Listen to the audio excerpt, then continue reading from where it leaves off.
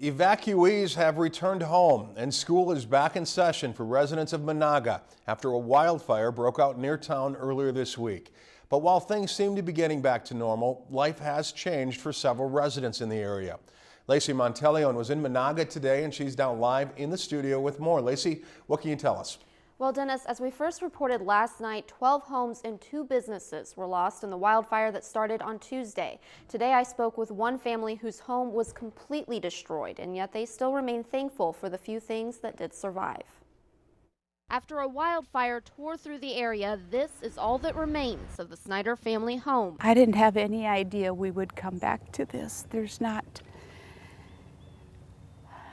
too much you can recognize in there. What used to be their refrigerator and their kitchen cupboards barely stick out in the room that is now mostly ashes. No sign of a lamp. There's even the kitchen table is hard to recognize. The Snyders believe that their home caught fire when an ember got in the attic and smoldered there for 4 hours. Meanwhile, they were putting out spot fires on the rest of their property, not realizing that their home was on fire. We thought it was smoke filled from the fire coming up from the back side. Other families in the area were counting themselves lucky. I knew that we had some help because there were some burn spots on the back that were charred, and somebody had to put water on it to get it out.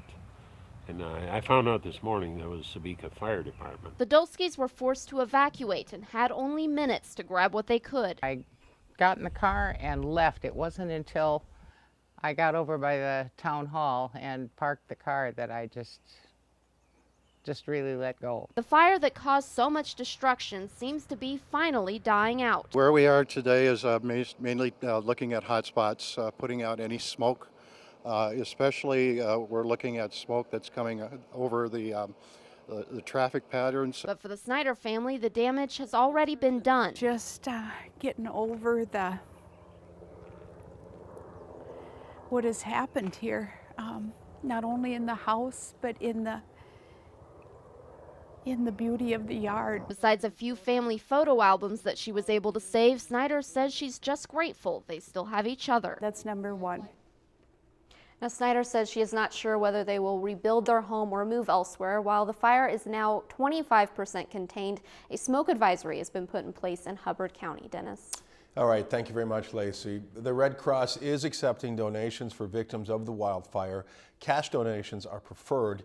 You can instantly give a $10 donation by texting Red Cross to 90999. Again, 90999.